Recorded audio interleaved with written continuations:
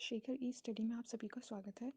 प्रिय विद्यार्थियों, हमारे इस ऑनलाइन इंस्टीट्यूट के माध्यम से आप सभी को गणित और हिंदी विषय का आधारभूत तरीके से अध्यापन कराया जाता है, जिसमें कहीं अगर थोड़ी बहुत त्रुटि हो जाती है तो उसके लिए हम क्षमा प्रार्थी हैं और इस संबंध में आपके सुझाव आमंत्रित हैं। धन्यवाद।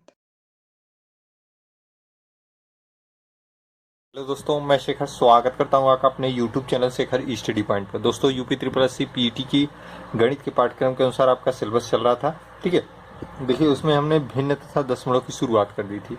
2 पार्ट इसके आ चुके हैं, उसी क्रम में अगला पार्ट होगा। धीरे धीरे हम आपके सिलेबस को कवर करेंगे। उसके बाद हम ग्राफ और तालिका के बताएंगे। ठीक है, 10-10 नंबर के आते हैं, बहुत महत्वपूर्ण होते हैं। अब जानते हैं पीईटी के माध्यम से यूपी ट्रिपल एस सी भर्तियां करता है, इसलिए आपको इसमें अच्छा स्कोर करना बहुत आवश्यक हो गया है। आपने पीछे वाली पीईटी देखा होगा, कितना हाई स्कोर पे मेरिट बन रही है, तो आप बेहतर से बेहतर करेंगे। एक एक नंबर बहुत महत्वपूर्ण होता है। ठीक है, वहाँ भी जब गणित आपको 25 नंबर की मिल रही है तो ये तो बहुत ही निर्णायक भूमिका में। ठीक है, इसलिए आपको गलती नहीं करनी है, एकदम सही से प्रश्नों को सॉल्व करना है। इसके लिए आपको विस्तृत पढ़ने की आवश्यकता है और वो चीज़ यहाँ पे आपको बताई जा रही है, चाहे आप संख्या पद्धति को पढ़े हों जो आपके पाठ्यक्रम में पूर्ण संख्या के नाम से अंकित है।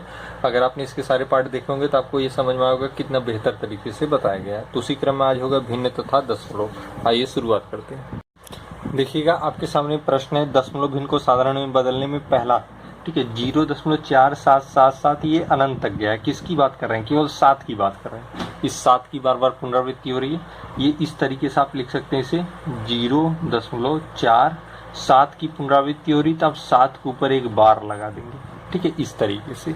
ठीक, तो ये दशमलव भिन्न को हम साधारण में बदल रहे हैं, ध्यान से देखिएगा। ठीक है, उसके बाद देखिए अब इसको और कैसे करेंगे। अब देखिए कितने अंकों के ऊपर बार है? 7, मतलब 1 अंक ऊपर बार है, तो बटे में 1 9 लिख देंगे। जितने अंकों पे बार रहेगा उतने बटे में 1 9 लिख देंगे। ठीक है, 1 अंकों पे बार है तो 1 9 लिख दिया। कितने अंकों पे बार नहीं है? 1 अंक पे बार नहीं है, तो ये उतना ही 0 नीचे लिख देंगे। ठीक है, 90 कैसे लिखेंगे? जितने अंकों पे बार है उतना 9 नीचे, जितने अंकों पे बार नहीं है उतना 0 नीचे। तो यहाँ एक ही एक अंक है तो 1 9 और 1 0 लिख दिया। ठीक है, अब ये 47 को आप यहाँ लिख देंगे। जितने अंकों पे बार नहीं है, कितने पे? 1 अंक पे बार नहीं, उसी को घटा देंगे। ये घटा दिया। ठीक है, अब ये आ जाएगा आपका 43/90। क्या आ जाएगा? 43/90। ठीक है, ये आपका देखिए दशमलव भिन्न था, साधारण भिन्न बदल गया। अब चूंकि ये विभाजित नहीं हो सकता, इससे अधिक विभाजित नहीं हो सकता, इसलिए आपका यही आंसर हो गया। यही क्या हो गया? आंसर हो गया। तो समझ में आ गया होगा मैंने कैसे कैसे किया। ठीक है, ये तब की प्रक्रिया है जब 1 अंक पे बार हो और 1 अंक पे बार ना हो। ठीक है, तब ऐसा करते हैं। जैसे ये प्रश्न देखिए, इसमें आप क्या करेंगे?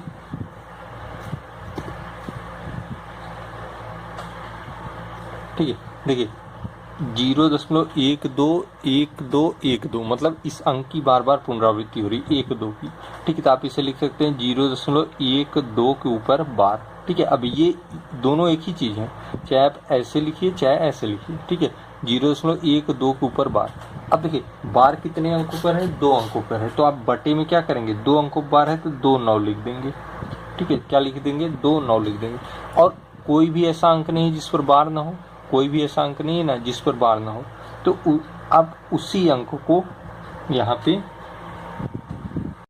लिख देंगे। ठीक है, यहाँ पे हम क्या लिख दिए? बार है, मतलब जितने अंकों पे बार नहीं था, तो यहाँ पे कोई ऐसा अंक नहीं जिस पर बार ना हो। जो अंक है उन पर बार है, तो उसी अंक को आपने यहाँ लिख दिया। अब देखिए आपकी भिन्न ये दशमलव के रूप में थी, ये क्या होगी? साधारण भिन्न बन गई।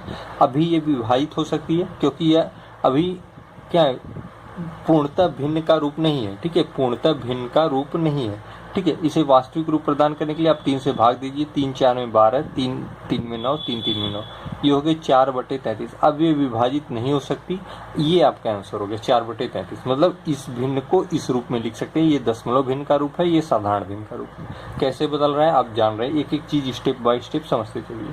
ठीक है, अब अगला है आपका इसी प्रकार से सभी को मैं बता दूंगा। जैसे 6.6 के ऊपर बार है, इसका मतलब जानते हैं आप इसे कैसे लिख सकते हैं? आप इसे लिख सकते हैं 6.6 के ऊपर बार, मतलब जितने बार है, तो मतलब ये 6 अनंत तक जा रहा है। इस 6 की बार बार पुनरावृत्ति हो रही है।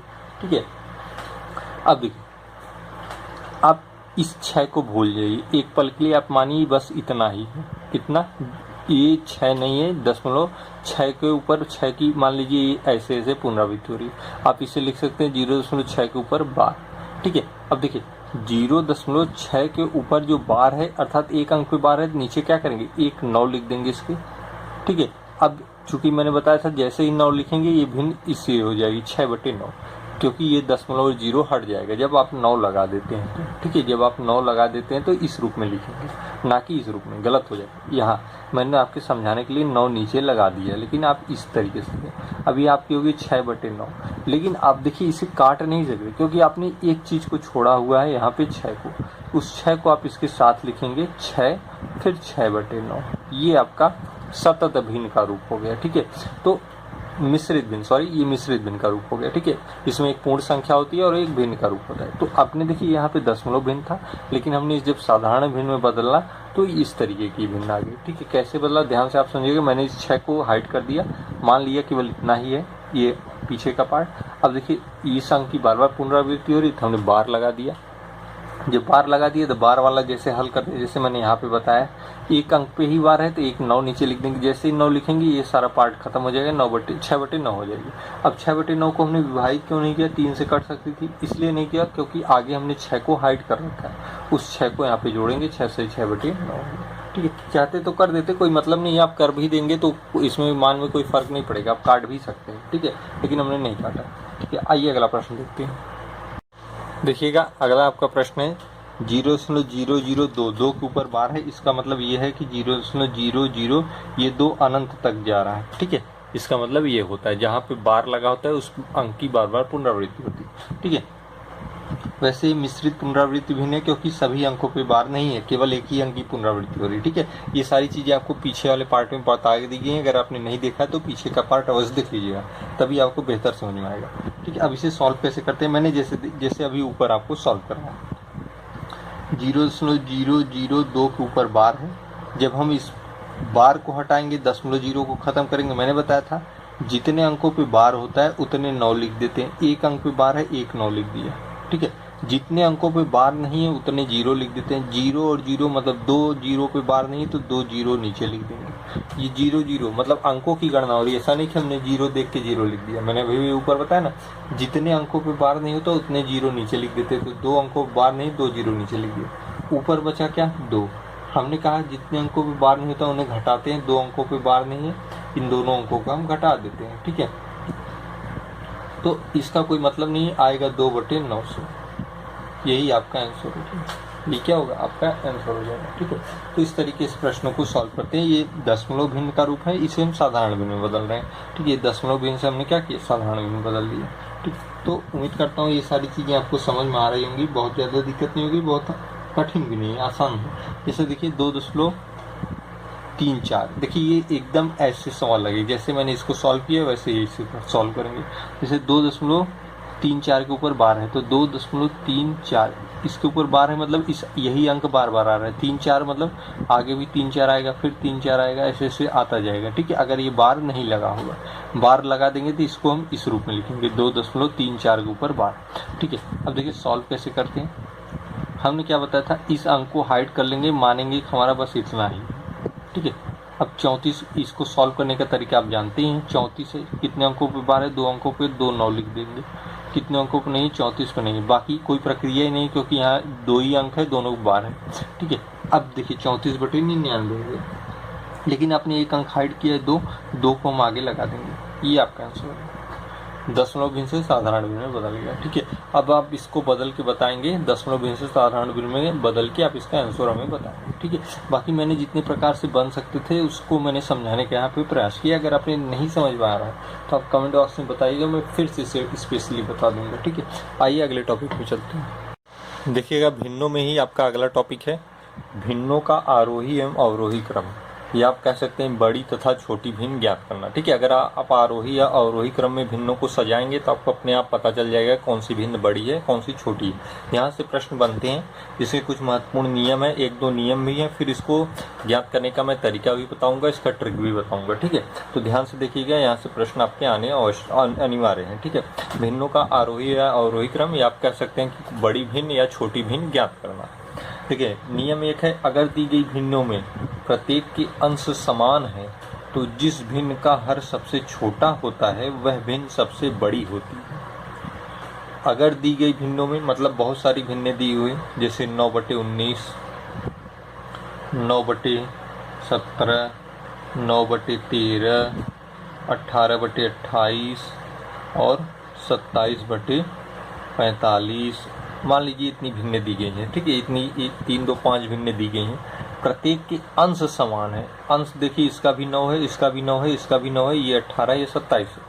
लेकिन आप एक चीज़ देखेंगे कि ये उचित भिन्न के रूप में नहीं लिखी गई हैं, ये और ये, क्योंकि अभी ये विभाजित हो सकती है। ये दोनों विभाजित नहीं हो सकती तीनों, लेकिन ये हो सकती। देखिए 2 9 में 18, 2 14 में 28, ठीक है, 3 9 में 27, 3 1 में 3, 3 5 में 15, ठीक है। अब इससे भी ज़्यादा विभाजित हो सकती है, लेकिन आपको देखिए अगर इस फॉर्म में आप लिखेंगे तो आप इसे ऐसे ही लिख सकते हैं, 9/19, 9/17, 9/13, 9/14, 9/15, ठीक है। चाहूँ तो इसको भी डिवाइड कर सकता हूँ, अभी ये विभाजित हो सकती है, लेकिन आप अपनी सरलता के लिए इस रूल को फॉलो कर लेंगे। अगर दी गई भिन्नों में प्रत्येक के अंश समान हो, देखिए इसके भी अंश समान है, इसके भी, इसके भी, इसके भी, इसके भी, हमने विभाजित क्यों किया? हमें अंश समान लाना था, इसलिए हमने विभाजित कर लिया। तो जिस भिन्न का हर सबसे छोटा होगा, इतने में सबसे छोटा हर किसका है? 19 है, 17 है, 13 है, 14 है, 15, किसका है? 13 का है। वह भिन्न सबसे बड़ी होगी, मतलब आप कह सकते हैं सबसे बड़ी भिन्न कौन सी होगी? 9/13। 9/13 क्या होगी? सबसे बड़ी होगी, ये वाली, ठीक है। कह रहा है ना कि अगर दी गई भिन्नों में प्रत्येक के अंश समान हो, सबके अंश समान हो, तो जिस भिन्न का हर सबसे छोटा होगा, इसका हर सबसे छोटा है तो यह भिन्न सबसे बड़ी होगी। अच्छा, सबसे बड़ी ये है तो सबसे छोटी भिन्न क्या होगी? सबसे छोटी इसी में देखिए, अब जिस भिन्न का हर सबसे छोटा है वह भिन्न सबसे बड़ी है, तो जिस भिन्न का हर सबसे बड़ा होगा वह भिन्न सबसे छोटी होगी। सबसे बड़ा हर किसका है? 19 का है, तो यह भिन्न क्या है? सबसे छोटी है, ठीक है, सबसे छोटी 9/19, ये सबसे छोटी, ये सबसे बड़ी।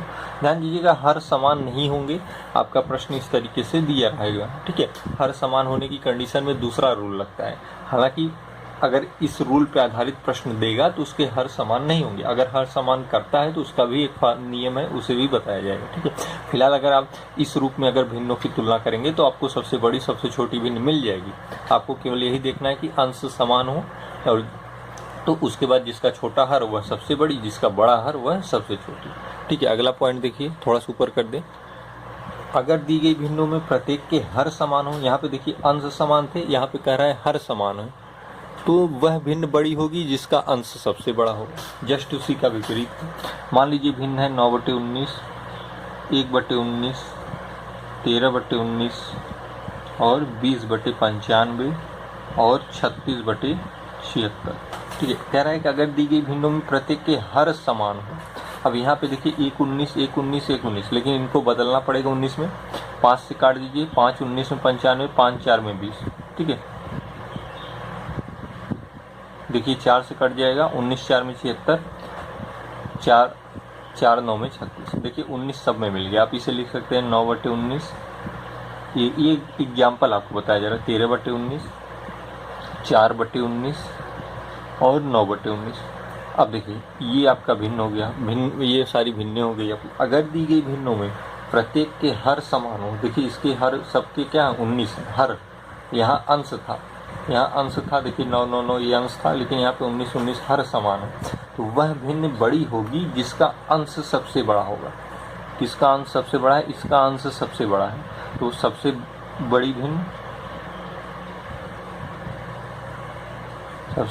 क्या होगी? 13/19, 13/19, क्योंकि कारण वह भिन्न बड़ी होगी जिसका अंश सबसे बड़ा हो। 13/19 सबसे बड़ी है।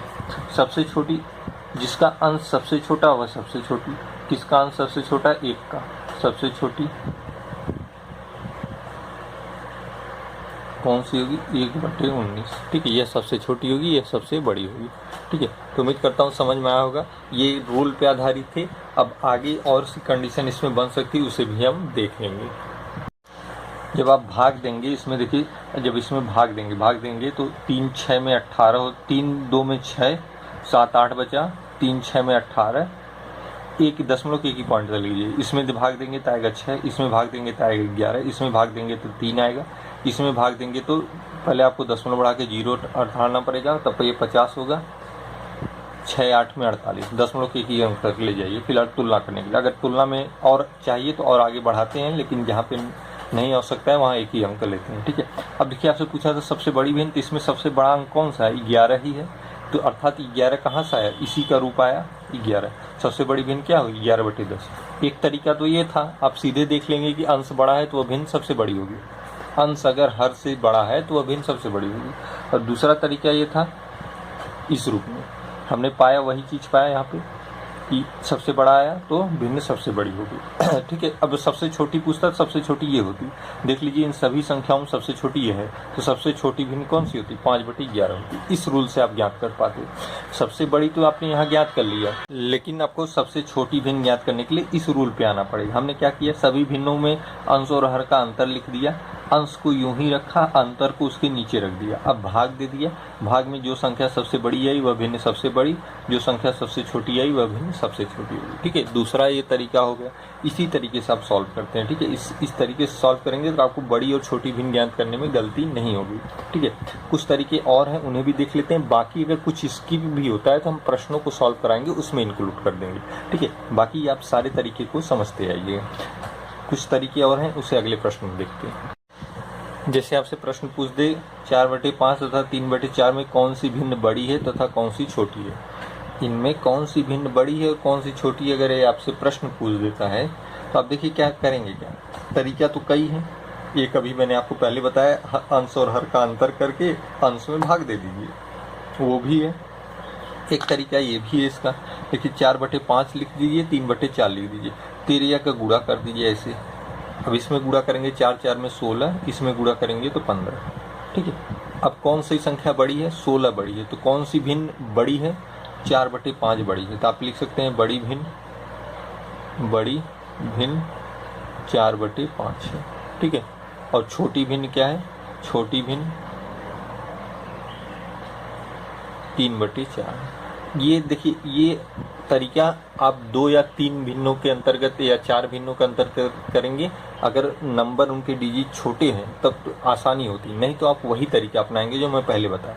एक तरीका तो ये था, बड़ी भिन्न छोटी भिन्न ज्ञात कर ली आपने, 13 का गुणा कर दिए, पहले इसका यहाँ लिखिए, इसका यहाँ लिखिए। 16 बड़ा है तो ये भिन्न बड़ी, 15 छोटा है, ये भिन्न छोटी। दूसरा तरीका, अंश और हर का अंतर लिखेंगे, अंश को यूं ही लिखेंगे, अंतर को नीचे लिखेंगे, अंश को यूं ही लिखेंगे, अंतर को नीचे लिखेंगे। कौन सी संख्या बड़ी आ रही है? 4/1 अर्थात 4, 3/1 अर्थात 3। कौन सी बड़ी है? ये बड़ी है, तो ये भिन्न क्या है? सबसे बड़ी है। ये छोटी है, ये भिन्न सबसे छोटी है। वही देखिए आया है, बड़ी भिन्न 4/5, छोटी भिन्न 3/4। ठीक है, तरीका वही है, मतलब उत्तर वही आएगा, तरीके लगाने के अलग अलग है। ये दूसरा एक तरीका था, ये दूसरा तरीका था। ठीक है, जो आपको सरल पड़े आप उसे प्रयोग करेंगे। यहाँ पे देखिए, इसको भी देख लेते हैं। 4/7, 5/8, 9/10, 11/12। ठीक है, में सबसे छोटी भिन्न बताइए। आप सबसे छोटी निकाल लेंगे तो सबसे बड़ी भी निकाल लेंगे। एक तरीका हम इसी को लगाते हैं, ऊपर जो मैंने बताया। देखिए 4/7 है और 5/8 है। पहले इन दोनों को लेते हैं। ठीक है, पहले इन दोनों को लेते हैं, तिरछा गुणा कर देते हैं। 7 5 में देखिए 8 4 में 32 पहले यहाँ लिखेंगे, 7 5 में 35 यहाँ लिखेंगे। ठीक है, अब देखिए 32 और 35 में कौन सी आपको क्या करना है? सबसे छोटी खोजना है। ठीक है, तो इसमें तो ये तो बड़ी हो गई, ये छोटी हो गई। ठीक है, एक बार हमने इसे ले लिया, हमें सबसे छोटी में जाना है, तो कौन सी छोटी आई? ये आई, इसे 4/7 यहाँ से ले लेंगे। ठीक है, इसको छोड़ देंगे, ये बड़ी आ रही है। ठीक है, अब दोबारा इसको ले लेंगे, 9/10 और 11/12, तिरछा गुणा कर दीजिए। ठीक है, 12 9 में 108 होता है, 11 10 में 110 होता है। कौन सी छोटी आ रही है? ये संख्या छोटी, ये बड़ी आ रही थी, ये भिन्न क्या होगी? छोटी होगी। इसको ले लेंगे, 9/10 को ले लेंगे, इसको छोड़ देंगे।